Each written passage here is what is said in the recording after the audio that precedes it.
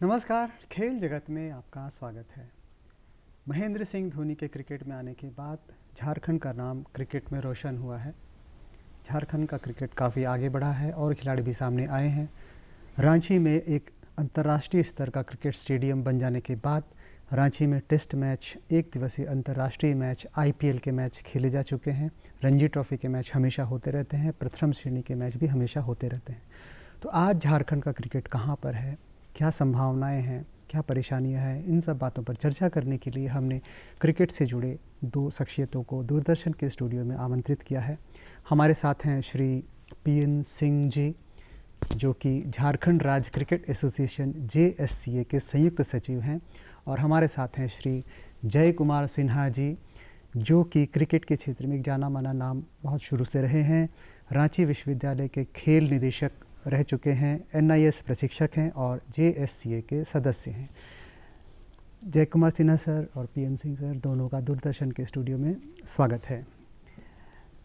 जय सर, आपसे पहला प्रश्न करना चाहूँगा कि आप बिहार से लेकर झारखंड तक के क्रिकेट का जो 5 दशकों का सफ़र कम से कम देख चुके हैं, देखते आए हैं। आपकी नज़र में क्रिकेट में क्या बदलाव आया है आज के दिन?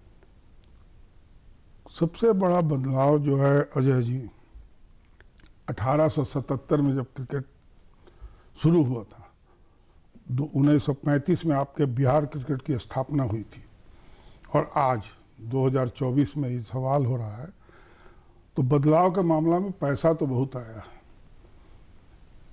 लेकिन कुछ जो मूलभूत संरचनाएं हैं वो 1935 से लेकर आज भी, जब 42 जिला थे, अनडिवाइडेड बिहार की बात हम कर रहे हैं, तो मूलभूत संरचना उस दिन भी कम थी, आज भी है। उस दिन पता इसलिए नहीं चलता था कि खेलने वाले कम थे, नंबर ऑफ प्लेयर्स कम थे। आज जबकि रांची ऐसे शहर में 400 से ऊपर मैचेज होते हैं, लेकिन ग्राउंड्स का अभाव है। यही हालत करीब करीब, मैं बिहार झारखंड सबका परिप्रेक्ष्य लेके बोल रहा हूँ कि आज भी अभाव है ग्राउंड। बिहार में भी वही हालत है, ग्राउंड्स की कमी है, प्लेयर्स बढ़ते चले जा रहे हैं। कल के परिप्रेक्ष्य में आप देखेंगे पीछे जाकर, तो क्लब खेला करती थी, हर जिले में 5, 7, 10 क्लब हुआ करते थे, कुछ कंपनी हुआ करती थी, मैकोन हो गया, R&D है रांची में, उसी तरह आपका उषा मार्टिन है, तो पटना में स्पोर्ट्स क्लब था, सेक्रेटेरिएट स्पोर्ट्स क्लब, आपका बिजली बोर्ड का टीम था। तो क्लब कम थी, प्लेयर क्वालिटी वाले थे। कारण वही था कि कंपटीशन थोड़ा कम। अब क्या है कि आपको जैसा बताया कि 400 खिलाड़ी रांची में से ऊपर हमको लगता है रजिस्टर्ड होंगे, अनरजिस्टर्ड की बात हम नहीं कर रहे हैं। 400 से ऊपर मैचेज होता है, ग्राउंड कहीं है नहीं। तो एक तो हम अच्छा कहते हैं कि IPL में इतना पैसा मिलता है, मगर ग्राउंड का जो कमी है, तो क्वालिटी निकलना बड़ा टफ काम है। जो पहले क्लब था वो कन्वर्ट हो गया है एकेडमी में। सुनने में बड़ा अच्छा लगता है कि 20-20 एकेडमी एक एक जिला में चल रहा है, पैसा आ रहा है एकेडमी से, लेकिन क्वालिटी प्लेयर क्यों नहीं तैयार हो रहे हैं? कारण वही है कि एकेडमी जो खुला है उसमें जो प्रशिक्षक हैं, आप कह सकते हैं कि या तो वो खाना पूर्ति कर रहे हैं, या वो बच्चों को उतना समय नहीं दे रहे हैं जितना देना चाहिए उनको। तो ये भी एक कारण है। और इस सब का जो मेन कारण है वो है कि डिसिप्लिन की कमी आई है बच्चों में। और यदि आपके पास डिसिप्लिन नहीं अपने बच्चों को सिखाते हैं, तो आगे का जो खेल है, डिटर्मिनेशन और डेडिकेशन जो उनका होना है, वो नहीं होंगे। वो खेल रहे हैं, अब उसी में कोई सौरभ तिवारी, ईशान जग्गी, नदीम पैदा हो रहे हैं, तो ये समझिए कि एक किस्मत की बात है। और इस पर हमें लगता है कि जो प्रबंधन है, जो जिला प्रबंधन है, उनको सोचना पड़ेगा। तो इसमें कुछ पैसे का भी अभाव है, और आज के दिन में ग्राउंड मिलना सबसे हमको लगता है कि टफेस्ट काम है कि ग्राउंड आपको मिले। कहा कि झारखंड स्टेट क्रिकेट एसोसिएशन, हमारे बगल में ज्वाइंट सेक्रेटरी बैठे हुए हैं पीएन सिंह जी, और इस पर मोहर लगाएंगे, हम उनके पास भी जाएंगे, कि मदद कर रही है, लेकिन ग्राउंड है कहाँ जो MOU हो। तो किसी जिला के पास अपना ग्राउंड नहीं है। और आज जो हम पहले बताया कि 1877, 1935 में बिहार क्रिकेट की स्थापना हुई, और सारे जगह पर मैट पर खेल हो रहा है, 90% मैच इन सब जगहों में। और जो मैचेज होते हैं अच्छे मैचेज या अच्छा प्लेयर का है कि टर्फ विकेट चाहिए, तो कहाँ से होगा? आप यदि आप मैट पर खेल के टर्फ पर जाते हैं, और टर्फ भी क्या है आजकल क्वालिटी टर्फ अलग अलग है, ये लाल मिट्टी का बना हुआ है, ये काला मिट्टी का है, ये गंगा मिट्टी का है, अलग अलग तरह से बनाया जाता है। तो कहीं ना कहीं लैप्सेज है। हमको लगता है कि पीएन सिंह जी इस पर कुछ प्रकाश डाल सकते हैं। जी, हम सिर्फ चमक देखते हैं क्रिकेट की। आपने एक नया पक्ष जो कि है, लेकिन उसको हम लोग इग्नोर करते, देखते नहीं हैं। पीएन सिंह साहब, आपसे मैं जानना चाहूँगा, यदि आपसे पूछा जाए, जैसे जय सर ने भी बताया, झारखंड के क्रिकेट में आपकी दृष्टि में क्या बदलाव है? साथ ही आप जो कमियों की बात की है, टर्फ की कमी की बात की है और कंपटीशन के बारे में चर्चा की, आपका क्या कहना है इस पर? जय सर ने जो कहा है कि टर्फ विकेट का अभाव है, वो तो निश्चित तौर पर मैं मानता हूँ कि है, लेकिन उसमें मैं बोलना चाहूँगा कि जो झारखंड का परिप्रेक्ष्य है, झारखंड के परिप्रेक्ष्य में हम लोगों ने ये प्रयास किया ही और आगे भी करता रहूँगा कि जो भी मैचेज हो रहे हैं अभी विगत 3 सालों से 4 सालों से, तो उसको हम लोगों ने कोशिश किया है कि टर्फ में ही खिलाया जाए। तो निश्चित तौर पर सभी ज़िला में तो टर्फ नहीं है, लेकिन मेरे हिसाब से चाईबासा हुआ, जमशेदपुर हुआ, रांची हुआ, बोकारो हुआ, धनबाद हुआ, आपको लोहरदगा हुआ, गुमला हुआ, लातेहार हुआ, हजारीबाग हुआ, तो इन आपको गोड्डा हुआ, इतने ज़िलों में टर्फ हैं। तो बेसिक्स क्या है कि जो उन्होंने कहा कि जो क्वालिटी क्रिकेट जब तक आप टर्फ पे नहीं खेलोगे तब तक तो हो नहीं सकता, लेकिन हमारा प्रयास है कि हम लोग वो कर रहे हैं और झारखंड में हम लोगों ने ये शुरू कर दिया है। और जैसा जो आधारभूत संरचना की ज़रूरत है, उसमें अभी बहुत कुछ करने की ज़रूरत है। हम लोगों का प्रयास तभी हो सकता है जब जो 23 ज़िला हैं, 23 ज़िला के पास अपना टर्फ हो, और उसके लिए जेएससीए जो है सो दृढ़ प्रतिज्ञ है कि वो 5 एकड़ 6 एकड़ जो भी ज़मीन आप उपलब्ध करा सकते हैं, उसके साथ हम लोग जेएससीए एमओयू करें और कर रहा है। जैसे धनबाद में अभी हुआ है, धनबाद में एक जो सो स्टेडियम, जो एक रणजी ट्रॉफी तक के लेवल का स्टेडियम की मैं बात कर रहा हूँ, वो करने का हम लोग प्रयास कर रहे हैं और उसमें काम भी चल रहा है। और हर ज़िला में हम लोगों ने ये दिया हुआ है कि भाई आप लोग अपने स्तर से यदि ज़मीन डीसी साहब को मुहैया से सरकार के मदद से यदि करके लाते हैं, तो हम लोग उस पर निश्चित तौर पे जो है सो आगे बढ़ के उसको काम करेंगे।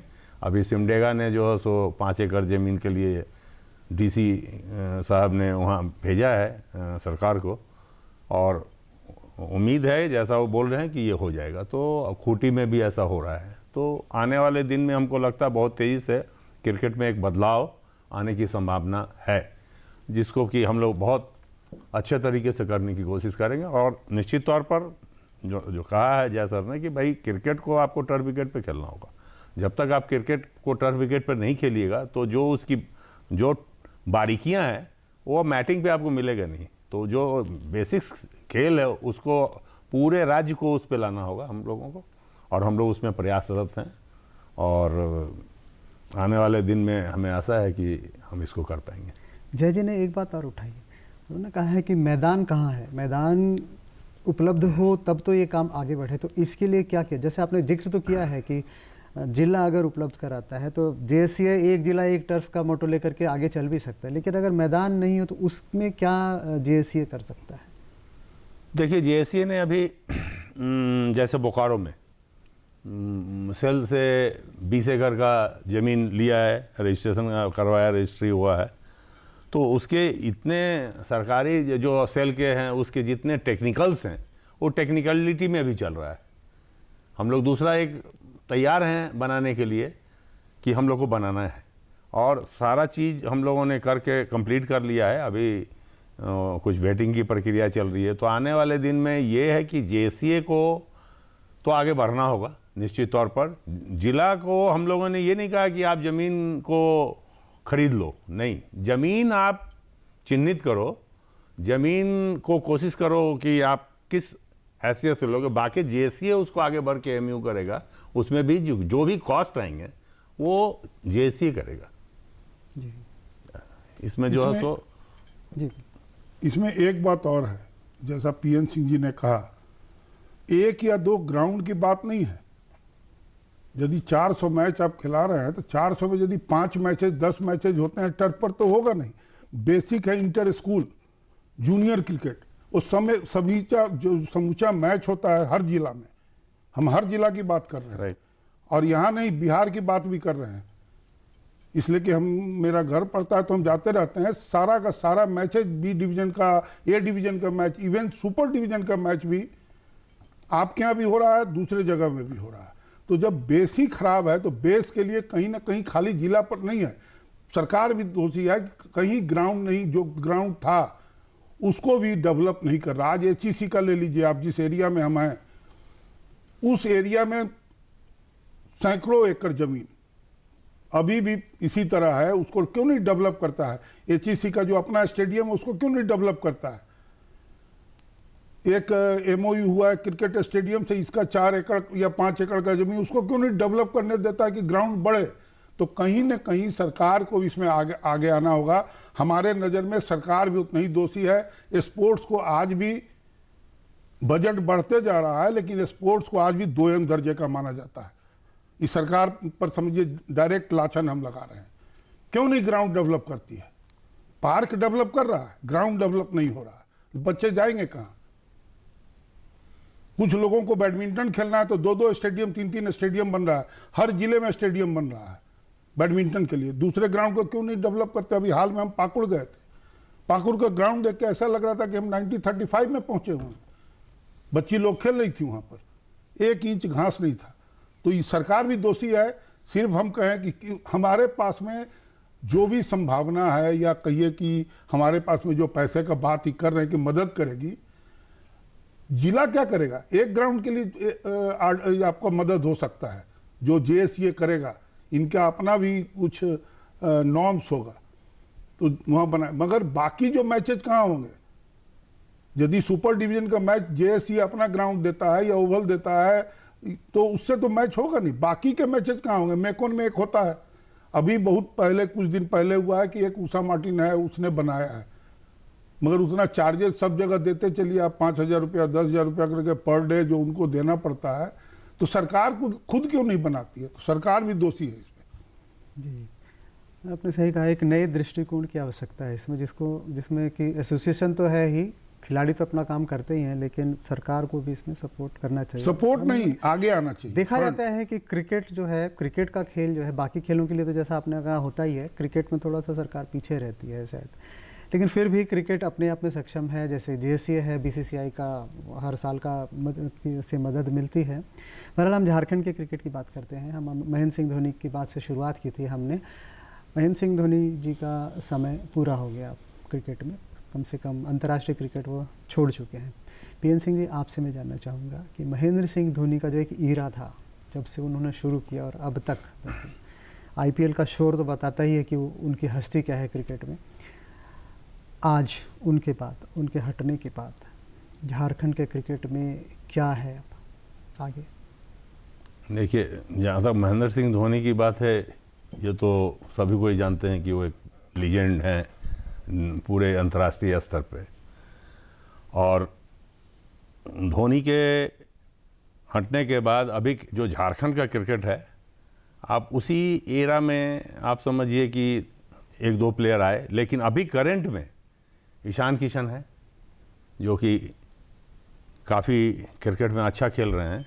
और नए पौध में मैं कहूँ तो Kumar Kushagra is a very talent, उसके पास बहुत अच्छा टैलेंट है और अच्छा क्रिकेट खेल रहा है। और जैसा मैं मानता हूँ कि नए में आपको एक रांची का एक लड़का शिखर मोहन अपकमिंग काफ़ी अच्छा कर रहा है। जमशेदपुर का मनीषी है लेफ्ट आर्म स्पिनर, बहुत अच्छा कर रहा है। तो एक धोनी के रांची और झारखंड से आने से रांची में और झारखंड में क्रिकेट में तो बहुत बदलाव आया है। उसको रोल मॉडल मानते हुए लोग क्रिकेट में अपना बहुत प्रयास कर रहे हैं अच्छा करने का। रॉबिन मिंच का नाम ले लीजिए। रॉबिन मिंच झारखंड का बहुत अद्भुत बल्लेबाज। अब उसका बैड लक हो गया कि वो आईपीएल में जो उसको जलवा बिखेरना था वो नहीं कर पाया, लेकिन आने वाले दिन आप देखिएगा कि ये सब सारे प्लेयर निश्चित तौर पर जो है सो भारत के मानचित्र पे आएंगे और झारखंड का भविष्य क्रिकेट में अच्छा है। और जेसीए खास करके क्रिकेटरों को संवारने में हर तरह की भूमिका निभा रहा है और कहीं पीछे नहीं हट रहा है। आप इस साल का आप देखिए, आप तो खुद जुड़े रहे हैं स्पोर्ट्स से, कि पूर्व में मार्च अप्रैल से ही सब कैलेंडर को ऑन कर दिया गया इस साल के लिए। जो प्लेयर को जैसी भी सुविधा चाहिए हम लोगों ने दी है, कोचेस को, सपोर्टिंग स्टाफ को, हर जेएससीए पूरे तन मन धन से जो है सो लगा हुआ है कि जेएससी का, झारखंड का क्रिकेट हमेशा ऊपर आए। और बस बात वही है कि जो जय सर ने कहा है कि हम लोगों को सब चीज़ करने के लिए संरचना, आधारभूत बढ़ाना होगा, तो इसमें हम लोग निश्चित तौर पर कामयाब हो पाएंगे। जब जी पीएन सिंह जी ने कुछ खिलाड़ियों का नाम लिया, मैं कहना चाहूँ धोनी ने, एमएस धोनी ने 2 दशक तक क्रिकेट में रहा, 2 दशक तक जिस तरह से रहा। मैं यहाँ स्थायित्व की बात करना चाहता हूँ। खिलाड़ी आए लेकिन संघर्षरत ही रहे भारतीय टीम में बने रहने के लिए। इस पर आपका क्या कहना है कि ऐसा क्यों नहीं हो पाया कि कोई एक, जैसे एमएस धोनी जैसे खिलाड़ी की हम हमेशा कहते हैं कि वो तो टीम में रहना ही रहना है, लेकिन अभी दूसरे खिलाड़ियों को जो है स्ट्रगल करना पड़ता है कि वो बने रहें टीम में। इस पर आपका क्या कहना होगा? 4-5 खिलाड़ी का नाम ले रहे हैं जिसके बारे में आप जानना चाहते होंगे। करंट में तो ईशान किशन भी हैं, उसमें सौरभ तिवारी हैं, नदीम हैं, वरुण आयरन हैं। कारण 2-3 हो सकता है मेरे समझ से, कि बैट्समैन के लिए या बॉलर के लिए, दोनों के लिए आप देखेंगे कि जो जगह लेना है उनको, जबकि 2 दशक 2.5 दशक तक सौरभ तिवारी ने खेला, नदीम भी काफ़ी अच्छा लंबा खेले हैं, वरुण आयरन भी बहुत लंबा खेले हैं झारखंड के लिए, जोन के लिए, दोनों खेले हैं। कहाँ प्रॉब्लम आ रहा है? इंडियन टीम में। इंडियन टीम में यदि सौरभ तिवारी के लिए आप देखेंगे, ये तीनों के लिए ही बोल रहे हैं, एक स्लॉट है, ऊपर से 5 बैट्समैन लीजिए, गांगुली, सचिन तेंदुलकर, वीवीएस लक्ष्मण, विराट कोहली, राहुल द्रविड़, किसका जगह इनको दिया जाए? इसके लिए जितना रन बना रहे हैं, 2 दशक तक रन, अच्छा रन बनाए, सौरभ तिवारी का खाली बात कर रहे हैं, मगर उस जगह जाने के लिए कहीं ना कहीं आपको अंदर से लगा होगा, या ईशान किशन ही हो, कहीं ना कहीं अंदर से लगा होगा कि इसको कैसे रिप्लेस करें। तो आपने कहीं ना कहीं अपने प्रैक्टिस पर या अपने सोच पर कहीं ना कहीं ढीलापन लाया होगा, क्योंकि उसको पकड़ने के लिए, उन लोगों को पकड़ने के लिए आपको डबल मेहनत करना पड़ेगा। यदि 250 मारते हैं, आपको 200 मारना पड़ेगा। कहना आसान है मगर आपको करना होगा, क्योंकि उनको रिप्लेस करना है। सेम नदीम का ले लीजिए, नदीम का मैक्सिमम कंपटीशन जो हुआ है वो हुआ है आपका जडेजा से। जडेजा जो है फील्डिंग, बॉलिंग, बैटिंग, आज तक टिल टुडे हम बता रहे हैं, जो फर्स्ट टेस्ट खत्म हुआ है, उनका परफॉर्मेंस को आप कहीं से नहीं कह सकते कि हम इसके जगह में रिप्लेसमेंट इनको रख देंगे। चांस मिला, नदीम को भी अच्छा भी किए, लेकिन वही रिप्लेसमेंट जब होता है तो सेलेक्टर के दिमाग में कहीं ना कहीं बात आती है। सेम वरुण आयरन का भी है, कभी कंसिस्टेंट नहीं रहे वो। 150-60 का बॉलिंग करने से सेट नहीं होगा, उस लेवल पर 150 या 60 करके नहीं होगा। कहीं ना कहीं आपको विकेट लेने के लिए अथाह परिश्रम का जरूरत पड़ेगा, टेक्निक, टैक्टिक्स सब कुछ करना पड़ेगा। कहीं ना कहीं वहाँ लैप्सेज हुआ होगा। दूसरा, वो बहुत ज़्यादा इंजरी भी रहा है, जैसा हमको लगता है पीएनसी हमको इस पर मोहर लगाएंगे, क्या बोलते हैं सर? इंजरी तो रहा। तो ये जो गैप होता है, ये बहुत सारा गंगा में पानी है जो बहा देता है, तो ये सब काउंट करता है। अभी करंट में आप ले लीजिए, ईशान किशन की जब हम बात कर रहे हैं तो कहीं ना कहीं फ्रस्ट्रेटेड होंगे कि अच्छा खेल के हमको बैठा दिया साउथ अफ्रीका में, लेके वहाँ से छुट्टी लेके चले आए कि हमारा, ये कहीं ना कहीं आप मेंटली अपने आप को डिस्टर्ब किए। कोई हम मान लिया एज ए सेलेक्टर हम थोड़ा किए, लेकिन आप ज़्यादा डिस्टर्ब हो गए, मगर आपके साथ लाइन में और लोग लगे हुए हैं, आप इसको क्यों छोड़ दिए? आप उस जगह को फिर से आपको शुरू करना पड़ेगा इंडियन टीम में आने के लिए। चाहे पंत के खिलाफ में आपको आना पड़े, चाहे जो भी हो, पंत भी तो परफॉर्म कर रहे हैं। तो एज ए सेलेक्टर जब आप देखेंगे तो कहेंगे नहीं नहीं ठीक है, ईशान को जगह मिलना चाहिए। मेरा सेंटिमेंट है, पूरे झारखंड बिहार का सेंटिमेंट है। मगर गलत थोड़ा बहुत कहीं ना कहीं प्लेयर थोड़ा सा गलत करता है, उस लेवल पर गैप ज़्यादा हो जाता है। या एज ए सेलेक्टर या एज ए कोच हम कह सकते हैं। आपने जो बात बताई है, 5 MS धोनी के साथ भी कभी बात हो रही थी तो उन्होंने भी यही बताया था और यही खिलाड़ियों के नाम गिनाए थे, सचिन तेंदुलकर से लेकर लक्ष्मण तक की।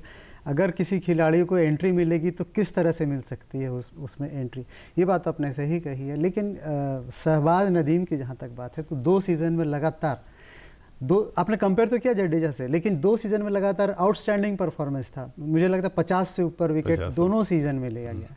तो कहीं ना कहीं खिलाड़ी के ऊपर भी इसका प्रभाव तो पड़ता है। तो सिंह साहब, आपसे मैं जानना चाहता हूँ, चयन प्रक्रिया जो भारत की टीम की है उसका कहीं ना कहीं रोल रहता है ऐसा, या वो फिर खाली सिर्फ वही टैलेंट ही देखती है? नहीं, देखिए मेरा जो मानना है, शहबाज नदीम जो बोल रहे हैं, निश्चित तौर पर 2 साल लगातार 50 विकेट से ऊपर लेना अपने आप में बहुत बड़ी काबिल तारीफ बात है। दूसरी बात मैं ये कहना चाहता हूँ कि उनका कंपटीशन निश्चित तौर पर रविंद्र जडेजा से था, मुरली कार्तिक से भी था। तो अब सिलेक्शन और सेलेक्टर का जो मानसिकता है, हम जहाँ तक सेलेक्टरों को बहुत दिन से जो है सो देख रहे हैं, कन्वेनर रहते हैं, तो एक माइंड फ्रेम में निश्चित तौर पर मैं जहाँ तक देख रहा हूँ और समझता हूँ कि उनके माइंड फ्रेम में जो सेट प्लेयर हैं उससे वो बहुत जल्दी निकलना नहीं चाहते हैं। तो निश्चित तौर पर जब मैं राज्य में देख रहा हूँ तो सेलेक्टर तो इंडियन हो चाहे राज्य के रणजी ट्रॉफी के सेलेक्टर हो, सेम पेज होता है। तो बहुत कम ऐसे निर्भीक सेलेक्टर हैं जो एकदम किसी प्लेयर पे, नए प्लेयर पे जो है उसे गैम्बल खेल जाए। वो चाहते हैं कि यदि मैं डाला और फेल हो गया तो भाई हमारी कहीं किरकिरी ना हो जाए। तो लेकिन शहबाज नदीम का जहाँ तक बात है, निश्चित तौर पर उनको मौका मिलना चाहिए था, हर स्थिति में मौका मिलना चाहिए। शहबाज नदीम वो प्लेयर हमको दिखते हैं जो एक वक्त एरा था आपका चंद्रशेखर, बिशन सिंह बेदी, प्रसन्ना, वेंकट राघवन। आप याद कीजिए कि पद्माकर सिवलकर और राजेंद्र सिंह गोयल नहीं खेल पाए, उस लेवल से कम नहीं थे, लेकिन वो खेल नहीं पाए। सेम शहबाज नदीम को मैं ऐसे ही पा रहा हूँ कि शहबाज नदीम रविंद्र जडेजा से या किसी भी लेफ्ट आर्म स्पिनर से कम नहीं थे, लेकिन वो उनको जगह नहीं मिली, और जगह जब मिली तब उनकी उम्र हो चुके थे। तो लेकिन जब पहला टेस्ट खेले थे वो 3 विकेट शायद पहले में लिया था। तो अगला टेस्ट में उसके बाद एग्जैक्टली उनको मिलना चाहिए था। वही हम उसी चीज़ पे आते हैं कि सेलेक्टर जब तक आप पर भरोसा नहीं जताएगा तब तक आप जो है सो नहीं सर्वाइव कर पाइएगा। कहीं मौका तो देना होगा ना। यही बात तो MS धोनी पर लागू मौका देना होगा, और जब मौका दीजिएगा। थोड़ा पीछे जाएंगे पीएन जी, तो हमारे यहाँ एक और प्लेयर था, 400 विकेट लिया है, अविनाश कुमार। लेकिन उसका जो कंपेयर उस समय था कि दिलीप दोषी, तो रवि शास्त्री तो नहीं आ सका। जबकि एज ए कोच हमसे पूछिएगा तो रवि शास्त्री से ऊपर का बॉलर था, नहीं आ सका, इसलिए कि सेलेक्टर को रवि शास्त्री पसंद है। तो थोड़ा सा तो हमको लगता है कि ना, मैन टू मैन वैरी करता है और कर रहा है। ये बात आपने सही कही है। हम इसमें MS धोनी का भी एग्जाम्पल ले सकते हैं, जो बांग्लादेश में खेल करके आए, उसके बाद हो भी सकता था कि आगे सिलेक्शन नहीं होता, लेकिन सौरव गांगुली ने उन पर भरोसा किया, उनको अचानक ऊपर भी खिलाया और शतक उन्होंने लगा दिया। तो ये तो है कि खिलाड़ी की किस्मत वो कब क्लिक करता है, साथ साथ उसके एरा में और कौन खेल रहा है। एग्जाम्पल धोनी के ही समय में हम लोग पार्थिव पटेल और दिनेश कार्तिक का ले सकते हैं कि वो भी बहुत ऊपर तक बहुत खेलते, बहुत अच्छा टैलेंटेड प्लेयर भी थे दोनों। लेकिन नहीं एक ऐसा खिलाड़ी सामने आया जिसके कारण वो लोग ओवर शैडोड हो गए। जैसे सौरव तिवारी, वरुण आरन, नदीम 2-2 दशक तक प्रथम श्रेणी क्रिकेट लगभग इन्होंने खेला, लेकिन उतना ऊपर तक खेल नहीं पाए। ईशान किशन की ही बात करते हैं, आपसे जानना चाहते हैं। आपने अभी जिक्र भी किया ईशान किशन का कि बीच दौरे में छोड़कर के आ गया, तो क्या ऐसा हो गया उनके साथ, किस तरह का प्रेशर? ऐसा तो कोई था नहीं, वो सिर्फ प्लेइंग में नहीं थे, टीम में तो वो थे। देखिए ऐसा है कि इस लेवल का प्लेयर जो IPL में अच्छा बॉम्बे टीम के लिए खेलते हैं, और रन बन रहा था। उसके पहले भी जब खेले तो रन बनाए। तो एक होता है कि हम पानी पिलाने के लिए बैठे हो, जब उस एक जगह में आप पहुंच जाइएगा जो उनको लग रहा होगा कि हम खेलने के लिए बने हैं, ना कि ग्राउंड के बाहर बैठने के लिए बने हैं, तो हो सकता है कि उनके दिमाग में ये आया हो और फ्रस्ट्रेशन में या किसी तरह का दबाव अंदर से हो, कोई किया नहीं है उनको, और वो डिसीजन ले लिए। हमारे समझ से वो डिसीजन गलत था, मगर अब ले लिए तो इसलिए हम बता रहे हैं कि कहीं ना कहीं उनके पीछे भी लोग लगा रहता है उस लेवल पर। ऐसा नहीं है कि हमारा जो चॉइस है, सपोज दैट हम भी सेलेक्टर रहते हैं तो मेरा भी चॉइस रहता है कि बहुत अच्छा प्लेयर है, तो हम किसी ना किसी को काट के ही उसको खिलाएंगे, मगर हम उस आदमी को सरवाइव करने के लिए हमसे अच्छा करना पड़ेगा, जो हम पहले ही बता चुके हैं। तो उनको थोड़ा संयम से काम लेना चाहिए था। वहाँ थोड़ा गलत किए हमारे समझ से, लेकिन बहुत टैलेंटेड प्लेयर हैं और हमको लगता है कि यदि एक सीजन आते आते हो फिर अपना जगह बना लेंगे इंडियन टीम में। हाँ, उनको संघर्ष तो ऐसे ही करना पड़ रहा है। टैलेंटेड तो हैं, अभी दिलीप ट्रॉफी में शतक भी लगाया, लेकिन संघर्ष ऐसा करना पड़ रहा है जैसे कि नया खिलाड़ी टीम में घुसने के लिए जा रहा है। सर्वाइवल जिसको बोलते हैं सर्वाइवल, तो उनको फिर से सर्वाइवल के लिए करना होगा कि इंडियन टीम में हम सर्वाइव कैसे किए रहे, लंबा दम के लिए। तो जिस तरह से आपने बताया, आप दोनों ने जानकारी दी झारखंड के क्रिकेट के बारे में, बहुत होपफुल तो हम भी हैं। बहुत सारे क्रिकेटर आ भी रहे हैं, बस इतना ही है कि जैसे MS धोनी ने एक लंबी पारी बिताई, वैसा खिलाड़ी कोई झारखंड से और निकले। ईशान किशन में निश्चित रूप से है वो टैलेंट, और बाकी उम्र भी उसकी कम है। हम उम्मीद करते हैं कि झारखंड का क्रिकेट निरंतर तरक्की करता जाएगा। JSS क्रिकेट स्टेडियम में इतना बढ़िया फैसिलिटी है, और आप जैसे कह रहे हैं मार्च अप्रैल से ही कैलेंडर ऑन हो गया है, लगभग 12 महीना वो क्रिकेट हो रहा है। उम्मीद करते हैं कि झारखंड का क्रिकेट आगे जाए और आगे जाए, MS धोनी जैसे खिलाड़ी और यहाँ से निकले। जैसा जय सर ने कहा कि ग्राउंड लेवल पर तैयारी हो, छोटे जूनियर क्रिकेट पर ध्यान दिया जाए। जैसे आपने कहा कि बहुत बड़ी अच्छी योजना है, JSA के पास टर्फ के आप भूमि उपलब्ध हो तो टर्फ के लिए MOU होगा। हम उम्मीद करते हैं झारखंड का क्रिकेट आगे जाए और धोनी जैसे खिलाड़ी सामने आए। आप दोनों का स्टूडियो में आने के लिए दूरदर्शन की ओर से आप दोनों का आभार प्रकट करता हूँ। धन्यवाद, शुक्रिया।